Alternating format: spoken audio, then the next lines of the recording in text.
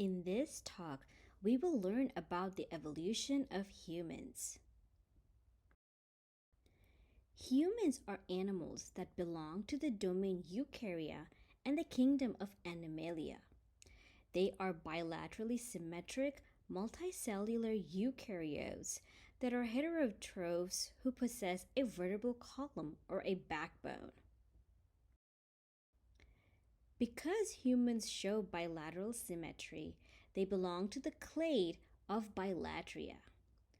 The clade of Bilatria can be further divided into three clades, which includes Lophotrichozoa, Ecdysozoa, and Deuterostomia. Humans belong to the clade of Deuterostomia. Since humans are vertebrates, they are further grouped into the clade of Chordata. All chordates show four features at least some stage of their life. These include the presence of a hollow nerve cord that is formed early during development, as well as a notochord, which is a thin rod of tissues that is formed before the nerve cord forms. In some cases, the notochord may be replaced by the vertebral column as development proceeds. Chordates also show the presence of pharyngeal slits that can also be called as pharyngeal pouches or clefts, and these are present in all vertebrate embryos. Chordates also show the presence of a postanal tail. In the case of humans, the postanal tail is present only during embryonic development. Humans are vertebrates that have a jaw, and hence they are gnathostomes. Upon fertilization, the human egg forms an amnion, and hence humans belong to the clade of Amniota. As shown in the figure, the ancestral amnio diverged to form sauropsids and synapsids.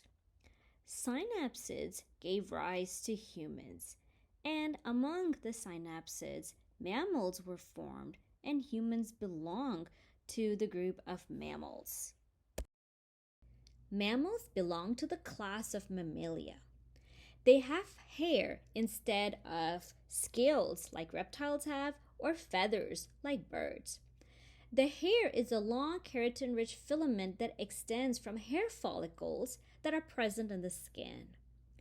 Mammals have mammary glands that secrete milk, which is used to nourish their young once they are born. The circulation of mammals is similar to birds in that it has a four-chambered heart. Mammals are similar to birds because they're endothermal animals and hence are able to maintain a steady body temperature even when the temperature of the surroundings change. Most mammals show the presence of a placenta, which is a specialized organ that is present which allows fetal and maternal blood to come into close contact. This allows nutrients from the mother to be provided to the fetus when it is developing inside the organism. Mammals can be divided into two main groups. Prototheria are egg-laying mammals. These include the monotremes, like the duckbill platypus, and two species of echidna. Thus, even though there were many monotremes years ago, today there aren't that many present on Earth. The second main group is Theria, and within this group there are two groups. The first being Metatheria, which includes the marsupials, and Eutheria, which includes the placental mammals. The placenta of eutherians or placental mammals is more complex because it is made up of fetal as well as maternal tissues. The embryo is able to complete its embryonic development within the uterus of the mother due to the composition of the placenta and its ability to provide the embryo with sufficient nutrition from the mother. Most mammals are placental mammals, including humans. Mammals can be grouped into many different orders, and one of these orders is the order of primates. Humans belong to the order of primates. Some features of primates include a large brain and short jaws. Primates don't tend to have claws and instead have flat nails. The hands and feet of primates are adapted for grasping, and their vision has evolved to become a binocular type of vision, where the eyes are forward looking and closer together on the face. This allows the animals to have better depth perception. Primates also have a fully opposable thumb, and this is especially evident in monkeys and apes. Among the primates present today, there are three main groups. The prosimians includes the groups of lemurs, lorises, and bush babies, as well as tarsiers. The third group are the anthropoids, which includes monkeys and apes. Humans belong to the group of anthropoids. Monkeys first evolved in Africa, and these monkeys are called as the Old World monkeys. Now, some monkeys migrated from Africa to South America, and these monkeys are called as the New World monkeys. Now, apes evolved from monkeys that were present in Africa, and apes themselves remained in Africa. They diverged from the Old World monkeys approximately 30 million years ago based on the fossil evidence that is present today. Apes and hominins come under the group of hominoids. Hominins include not only modern-day humans, but all the ancestors of humans that were there before the modern-day human.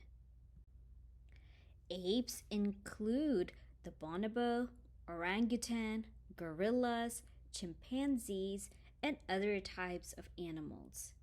Apes are known to have larger brains than monkeys and have lost their tail, even though the tail is present during embryonic development. Based on the fossil evidence, it is thought that the ancestors of apes and hominins were most likely arboreal climbers or animals that lived on trees. Now, apes evolved a type of movement called as knuckle walking, while the hominins became bipedal and started walking upright. Bipedal locomotion, or movement using just the hind limbs, resulted in changes in the human body. This includes changes to the vertebral column, and in the case of humans, it is more curved or S-shaped than what we observe in apes. This allows the center of gravity to be stabilized in humans so that they can walk upright. Humans are known to have a broader pelvis than compared to apes. They also carry much of their body's weight on their lower limbs, and due to that, the femur has also evolved in order to bear this additional weight. To understand the evolution of Homo sapiens, or the modern human, scientists have analyzed the fossils of many different hominins. As shown in the figure, there have been many ancestors of Homo sapiens, and the earliest hominin that was discovered was Sahelanthropus, whose fossil was dated to close to 7 million years ago.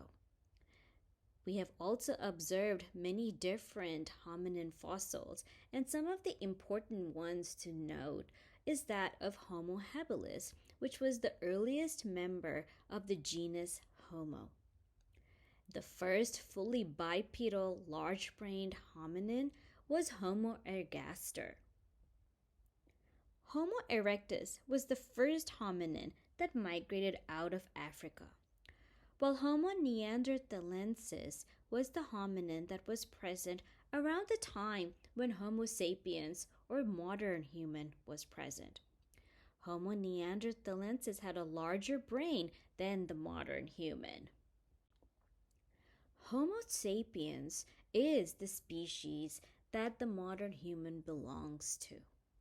There is evidence that Homo sapiens did breed with Homo neanderthalensis, as we are able to see DNA of Homo neanderthalensis in Homo sapiens.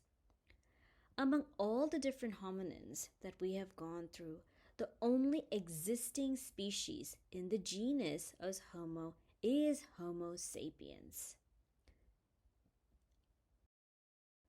With this, we come to the end of our talk, where we learned about the origins of primates and the different types of primates.